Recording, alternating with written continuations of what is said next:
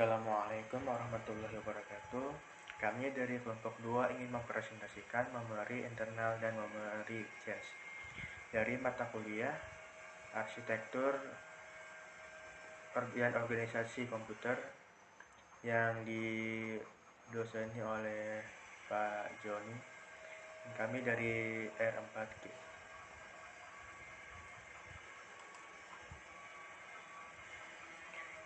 Nah, berikut nama kelompok kami.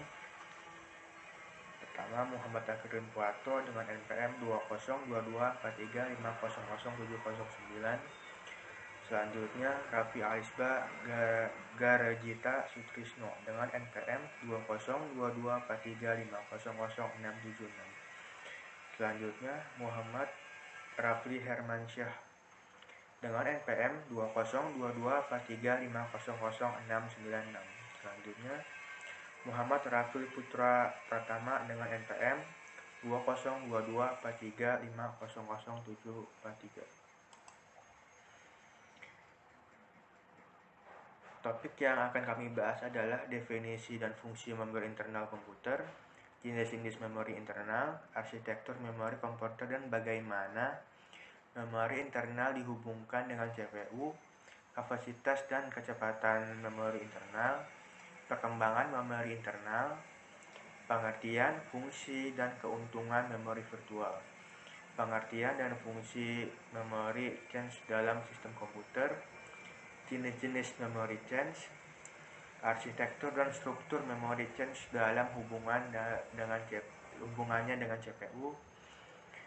prinsip-prinsip algoritma pengganti change, teknik terbaru dalam pengembangan memori change, pengaruh ukuran change, tingkat asosiasi, dan kecepatan akses terhadap kinerja sistem komputer.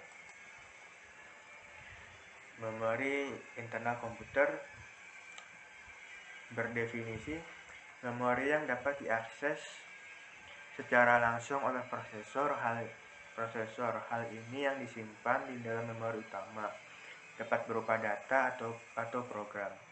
Berfungsi menyimpan data yang berasal dari peranti masukan sampai data dikirim ke ALU Arithmetic and Logic Unit untuk diproses. Selanjutnya, jenis-jenis memori internal. Terdapat Random Access Memory atau RAM, Read Only Memory atau ROM, Solid State Drive atau SSD. Selanjutnya, arsitektur memori komputer dan bagaimana memori internal dihubungkan dengan CPU. Crash Organization. Arithmetic and Logic Unit atau ALU bertugas membentuk fungsi-fungsi pengolah data komputer. 2. Control Unit bertugas mengontrol operasi CPU dan secara keseluruhan mengontrol komputer sehingga terjadi sinkron kerja antar komponen dan menjalankan fungsi-fungsi operasinya. 3. Register adalah media penyimpanan internal CPU yang digunakan saat proses pengolahan data. Berikut CPU internal struktur.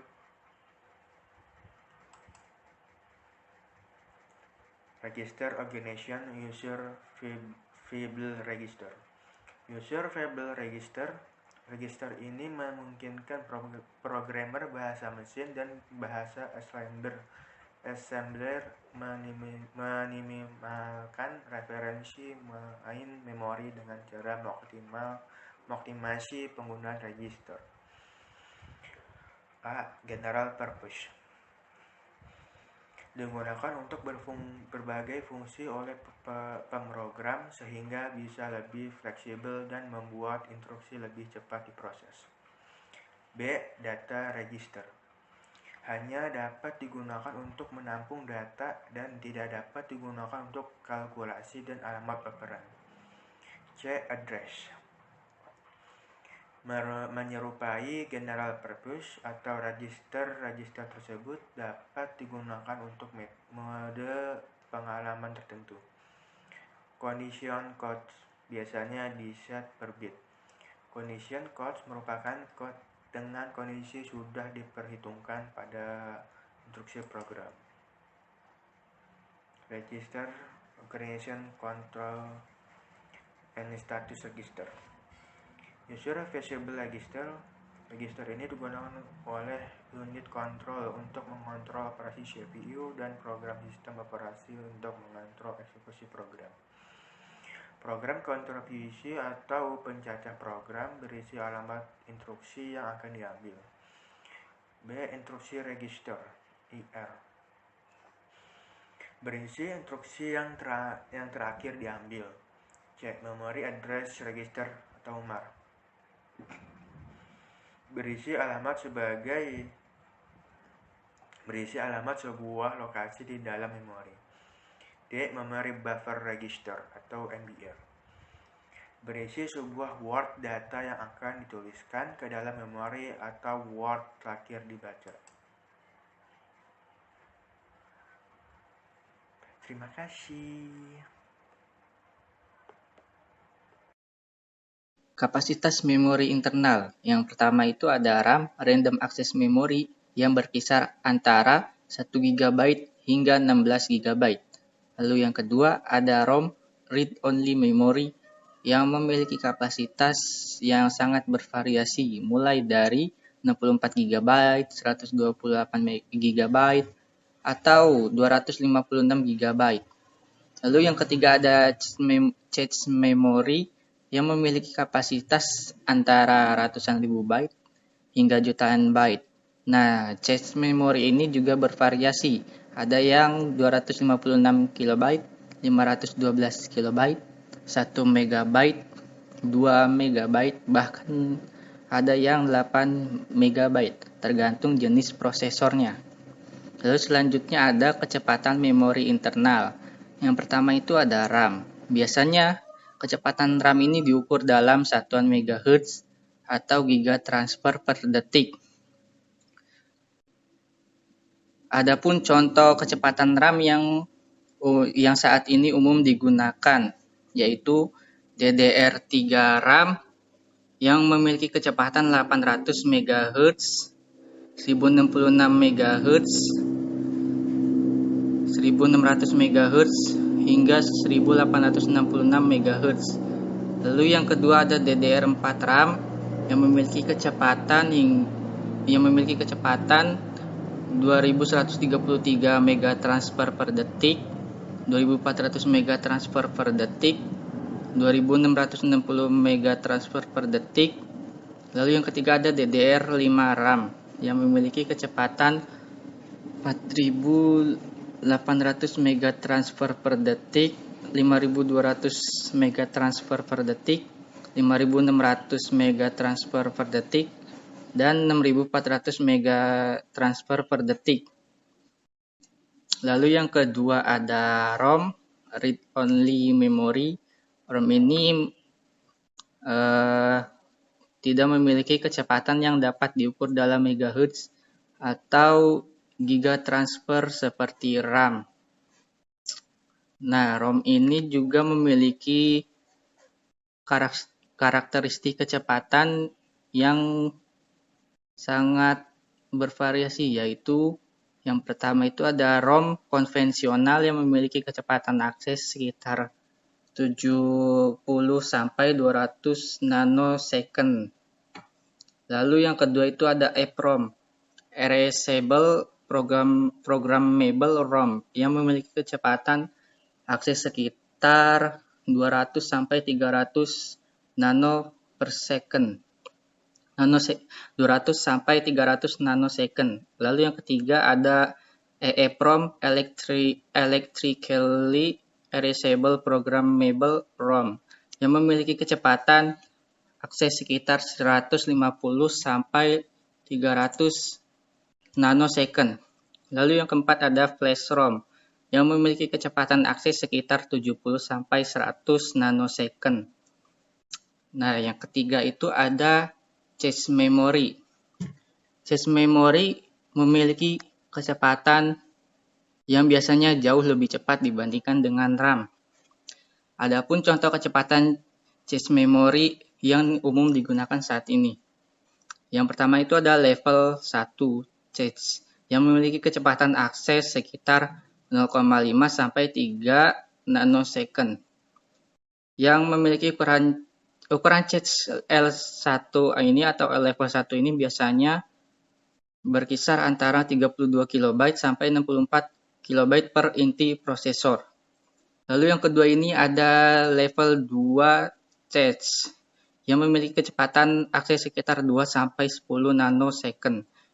Yang memiliki ukuran cache level 2 ini biasanya berkisar antara 256 KB hingga 8 MB. Lalu yang ketiga ini ada level 3 cache yang memiliki kecepatan akses sekitar 10 sampai 40 nanosecond. Ukuran cache level 3 ini biasanya berkisar antara 2 MB hingga 64 MB. Lalu selanjutnya,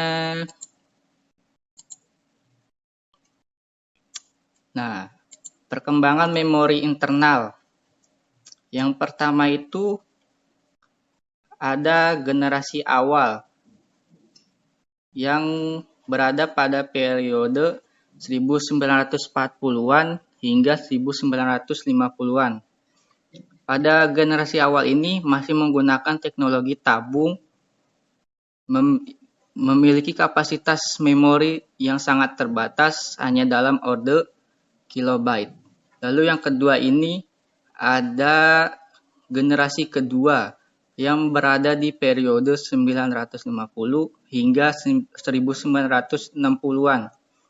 Pada generasi kedua ini sudah menggunakan teknologi inti magnetik dan kapasitas memorinya juga meningkat dari generasi awal atau generasi yang sebelumnya. Lalu yang ketiga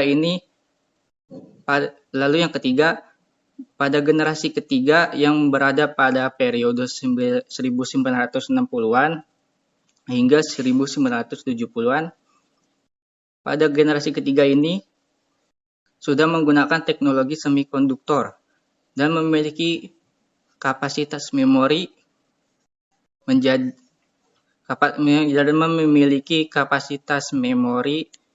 yang meningkat dari generasi sebelumnya menjadi orde megabyte. Lalu yang keempat itu ada generasi keempat yang berada pada periode 1970-an hingga 1980-an. Pada generasi keempat ini masih menggunakan teknologi yang sama yang digunakan dalam generasi ketiga, yaitu teknologi semikonduktor. Pada generasi keempat ini, kapasitas memori menjadi orde gigabyte. Lalu yang terakhir ada generasi kelima, yang berada pada periode 1980 hingga sampai sekarang. Pada generasi kelima ini masih menggunakan teknologi semikonduktor. Kapasitas yang dimiliki pada generasi kelima ini terus meningkat hingga puluhan gigabyte. Lalu selanjutnya, pengertian memori virtual. Apa sih memori virtual itu? Memori virtual adalah teknik yang digunakan oleh sistem operasi untuk memperluas kapasitas memori internal RAM yang terbatas dengan menggunakan ruang penyimpanan sekunder, seperti hard disk atau solid state drive atau yang disingkat SSD. Memori virtual memungkinkan program untuk mengakses lebih banyak memori daripada yang tersedia secara fisik di dalam komputer.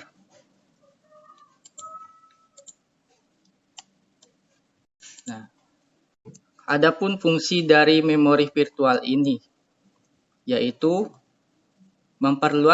yang pertama yaitu memperluas kapasitas memori yang tersedia bagi program. Lalu yang kedua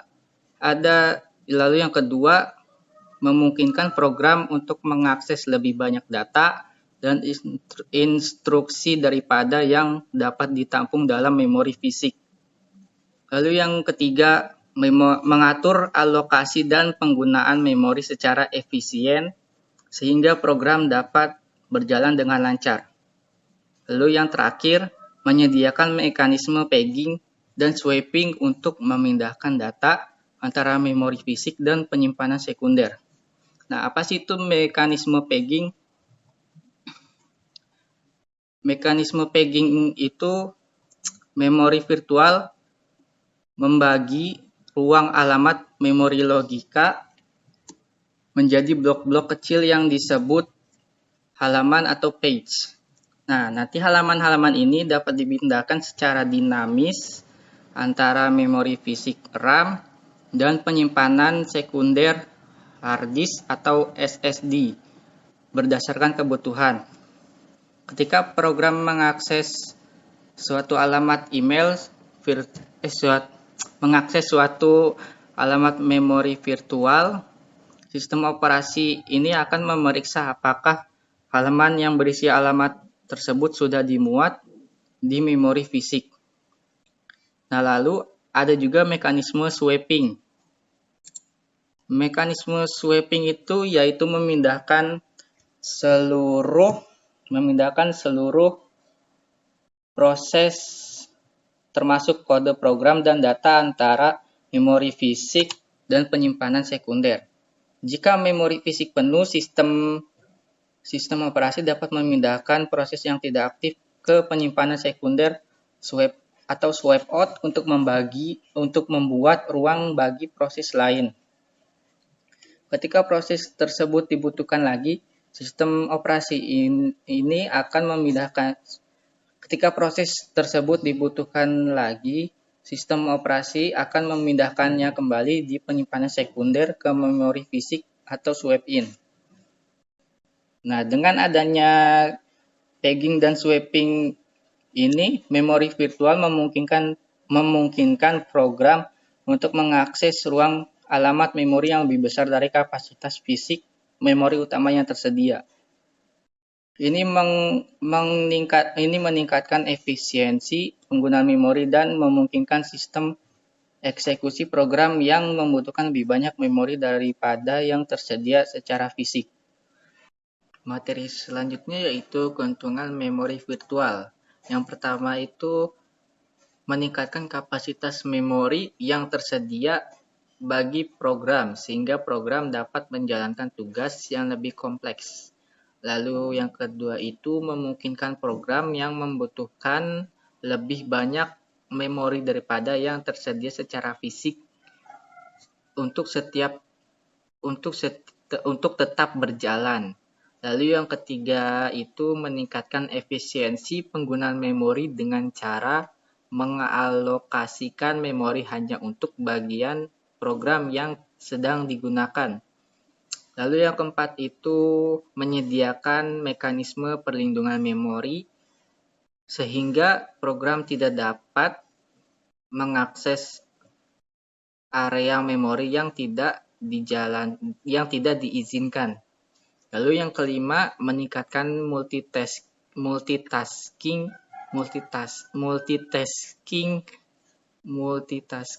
di mana beberapa program dapat berjalan secara bersamaan dengan menggunakan memori virtual yang diatur oleh sistem operasi. Sekian dari saya, terima kasih. Nama saya Muhammad Rafli Putra Pratama dengan NPM 2022-4350-0743 akan menjelaskan pengertian dan fungsi dari memory case. Cache memory sendiri adalah sebuah sistem yang dapat membantu memproses data lebih cepat karena merupakan tempat penyimpanan sementara data dan instruksi yang sering digunakan.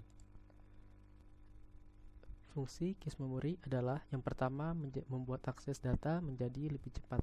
Salah satu fungsi utama cache memory adalah untuk meningkatkan performa sebuah sistem dengan cara menyimpan salinan data secara lokal pada situs web. Browser hanya perlu mengunduh informasi tersebut saat pertama kali kamu mengunjungi situs tersebut, kemudian file lokal akan dapat dimuat di kunjungan berikutnya. Kemudian yang kedua, membantu meningkatkan performa. Selain dapat membuat segala sesuatu berjalan dengan lebih cepat dan lancar seperti dijelaskan sebelumnya, namun dalam beberapa kasus, cache memory dapat membuat aplikasi bekerja di luar jaringan atau offline. Kemudian yang ketiga, memungkinkan data tersimpan dapat digunakan di kemudian hari. Saat salinan file disimpan dalam cache, maka aplikasi tidak perlu membuang daya, baterai, dan sumber daya lain untuk mengunduh lagi untuk kedua kalinya. Aplikasi hanya akan perlu mengunduh file yang baru atau yang berubah atau updated file. Kemudian selanjutnya adalah jenis-jenis memory cache. Yang pertama ada level 1 atau L1 cache. L1 cache terletak dalam prosesor atau on-chip cache dan memiliki akses yang paling cepat. Biasanya terbagi menjadi dua bagian, yaitu L1 instruction cache untuk menyimpan instruksi dan L1 data cache untuk menyimpan data. Ukurannya relatif lebih kecil tetapi memiliki latensi akses yang sangat rendah, memungkinkannya untuk menyediakan data secara cepat kepada CPU. Kemudian level 2 atau L2 cache. L2 cache terletak di luar prosesor tetapi masih terintegrasi dengan chip CPU.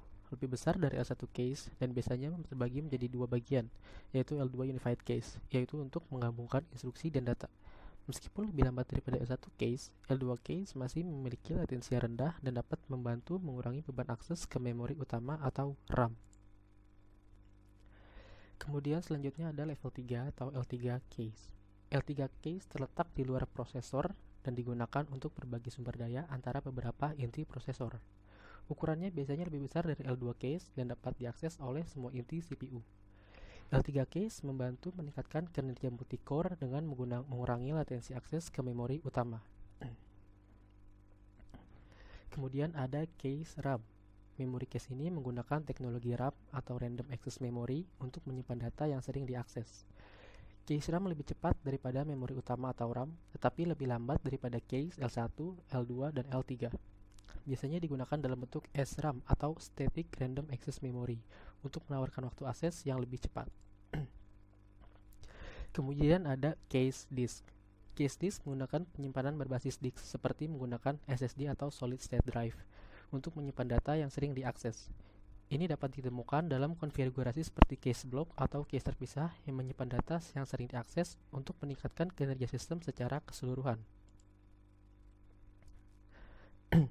Setiap jenis memory cache memiliki tingkat akses dan ukuran yang berbeda-beda yang memengaruhi kinerja sistem komputer secara keseluruhan.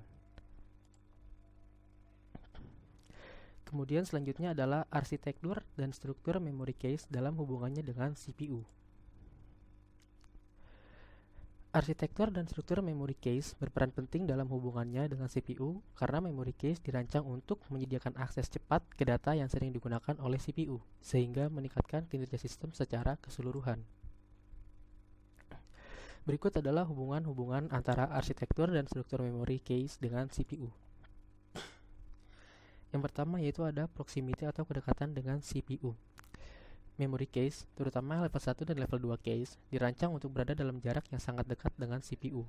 L1 cache bahkan terintegrasi secara langsung dalam prosesor atau on-chip cache, sedangkan L2 cache seringkali terletak di dalam paket prosesor. Proximity atau kedekatan ini memastikan akses yang cepat dan efisien oleh CPU ke data yang disimpan ke dalam cache. Kemudian yang kedua ada tingkat kecepatannya. Arsitektur memory cache didesain untuk menyediakan tingkat akses yang sangat cepat. Level 1 cache memiliki waktu akses paling rendah, diikuti oleh level 2 dan level 3 cache. Struktur cache dirancang dengan teknologi SRAM atau Static Random Access Memory yang memungkinkan akses langsung ke data tanpa memerlukan waktu refresh seperti pada DRAM atau Dynamic Random Access Memory. Kemudian ada hierarki cache. Memory cache terdiri dari hierarki yang terdiri dari level 1, level 2, dan level 3 cache. Level 1 cache memiliki kapasitas yang paling kecil tetapi memiliki tingkat akses tercepat. Sedangkan level 2 dan level 3 cache memiliki kapasitas yang lebih besar tetapi waktu akses yang lebih lambat. Hierarki pada cache ini memungkinkan CPU untuk mengakses data dengan cepat dari cache yang paling dekat dengan prosesor terlebih dahulu dan hanya mengakses cache yang lebih jauh jika data tidak ditemukan di cache yang lebih dekat. Kemudian ada organisasi cache. Cache biasanya terbagi menjadi beberapa set yang terdiri dari baris-baris cache. Setiap baris case menyimpan data serta tag yang memungkinkan CPU untuk menentukan apakah data yang diminta sudah ada dalam case atau belum. Organic case ini memungkinkan CPU untuk mengakses data dengan cepat dan menggunakan algoritma pencarian yang efisien, seperti algoritma pencarian asosiatif yang diatur oleh tag-tag pada case.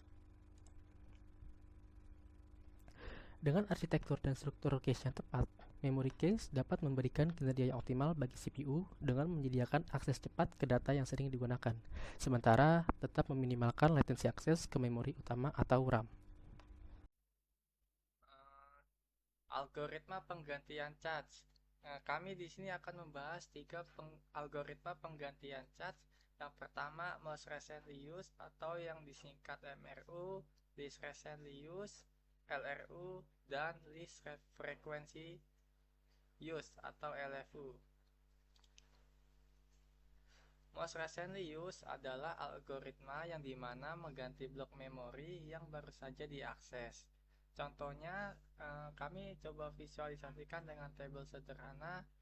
Di sini ada 11 blok request dengan charge blok itu sebanyak 4. 4823 kita masukkan ke blok 1, 2, 3, 4. Lalu di request kelima ada 8. 8 ini hit. 7 ini ganti 8 di charge blok kedua karena 8 itu yang baru saja diakses. Lalu 2 itu ada di charge blok ketiga, jadinya dia hit.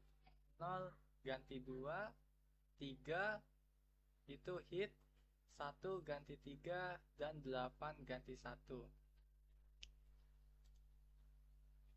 Selanjutnya ada least recently used, yaitu sebuah algoritma yang mengganti blok memori yang paling lama tidak diakses. Contohnya sama, ada 11 blok request, 4823 masuk ke blok charge. Lalu di sini 8 hit. Nah, di sini 7 mengganti 4 karena 4 yang paling lama tidak diakses. Kalau diurutkan itu 8 ini 3, 3 ini 2, 2 ini 1, 4 ini 0. Jadi 7 mengganti yang paling lama tidak diakses.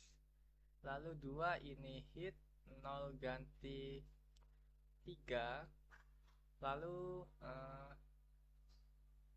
blok request ke-9 ada 3. 3 ini mengganti 8 di charge blok kedua, 1 mengganti 7 di charge blok ke-1, dan 8 mengganti charge blok 3 yang isinya itu 2. Selanjutnya least frequently used. Ini adalah sebuah algoritma di mana mengganti blok memori yang frekuensinya paling kecil. Contohnya 4823 masuk, ini 8 hit, 7 ganti 4 karena 4 ini 1. Lalu 7, oke, 7 tadi 2 ini hit, berarti 82, 2 ini 2, 31, 71. Lalu 0, nah 0 diganti 3. Selanjutnya 3 ini ganti 7 karena 7 ini 1, 1 ini ganti 0, dan 8 ini hit lagi. Selanjutnya pengaruh ukuran charge, tingkat asosiasi, dan kecepatan akses terhadap kinerja sistem komputer. Di sini ukuran charge adalah kapasitas total memori charge yang tersedia dalam sistem komputer. Semakin besar ukuran charge, semakin banyak data yang dapat disimpan di dalamnya, yang dapat mengurangi waktu akses ke memori utama. Dengan demikian dapat mempengaruhi latensi akses, hit rate, dan miss rate. Kenapa mempengaruhi latensi akses? Karena komputer tidak perlu mengambil data di memori utama. Komputer hanya perlu mengambil data di memori charge. Kedua, hit rate. Semakin besar ukuran charge, peluang terjadinya hit rate semakin tinggi karena data di dalam charge semakin banyak Bit rate adalah kondisi di mana ketika komputer ingin mengambil data, data itu ada di memori cache. Ketiga, miss rate. Semakin besar ukuran cache, peluang terjadinya miss rate semakin kecil karena ada di dalam cache semakin sedikit. Data di dalam cache semakin sedikit. Miss rate adalah kondisi di mana ketika komputer ingin mengambil data, data itu tidak ada di memori cache. Tingkat asosiasi cache. Hubungan antara entry dalam cache dan lokasi memori yang sesuai di memori utama. Yang pertama, tingkat asosiasi mempengaruhi responsif. Tingkat asosiasi cache dapat mempengaruhi responsivitas sistem karena mempengaruhi waktu yang dibutuhkan untuk menemukan dan mengambil data dari cache. Cache yang lebih asosiatif membutuhkan waktu yang lebih lama untuk mencapai data dalam cache karena tidak ada pembatasan struktural tentang di mana data disimpan. Kedua, hit rate. Tingkat asosiasi mempengaruhi hit rate karena pengaturan tersebut menentukan seberapa mudah cache dapat menyimpan data yang sering diakses. Cache yang lebih asosiatif memiliki hit rate yang lebih tinggi karena blok memori dapat disimpan di mana saja dalam cache. Yang ketiga, miss rate. Tingkat asosiasi juga dapat mempengaruhi miss rate. Selanjutnya, kecepatan akses. Kecepatan akses mempengaruhi seberapa cepat CPU dapat mengambil data dari cache atau memori utama. Semakin cepat kecepatan akses, semakin cepat CPU dapat mengambil data yang diperlukan. Kecepatan akses yang lebih cepat akan mengurangi waktu respon sistem ketika aplikasi atau sistem memerlukan akses ke data. Kecepatan akses yang tinggi akan memungkinkan data untuk diambil lebih cepat sehingga merespon permintaan dengan lebih cepat. Kedua, kecepatan transfer data. Jika sistem memiliki kecepatan akses yang tinggi ke media penyimpanan, maka data dapat ditransfer lebih cepat antara perangkat penyimpanan dan komponen sistem yang lain. Ketiga, kecepatan akses yang lebih tinggi juga akan meningkatkan kinerja sistem secara umum atau luas. Teknologi terbaru dalam pengembangan teknologi cache. Yang pertama ada Machine Learning Based Cache Management, yaitu penerapan teknik-teknik machine learning untuk mempelajari pola akses data dan perilaku untuk mengoptimalkan alokasi cache secara adaptif. Contohnya Reinforcement Learning for Cache Replacement dan Adaptive Cache Management. Yang kedua, Storage Class Memory. Ini adalah teknologi penyimpanan yang berada di antara DRAM dan SSD dalam hal kinerja dan karakteristik. Seperti Intel Optane menggabungkan kecepatan akses DRAM dengan keberlangsungan data yang lebih tinggi dan kepadatan yang lebih besar seperti SSD. Ketiga, memori persisten menggabungkan kecepatan DRAM dengan keberlangsungan data pada media penyimpanan non-volatil seperti flash atau Optane. Yang keempat, atau yang terakhir, tiered caching menggunakan kombinasi dari berbagai jenis media penyimpanan dalam hierarki cache untuk meningkatkan kinerja dan efisiensi penyimpanan. Data yang sering diakses atau kritis dapat disimpan di media yang lebih cepat dan mahal, sementara data yang jarang diakses atau kurang kritis dapat disimpan di media yang lebih lambat dan murah. Itulah presentasi kelompok kami dari kelompok 2 mengenai materi memori internal dan memori cache. Terima kasih.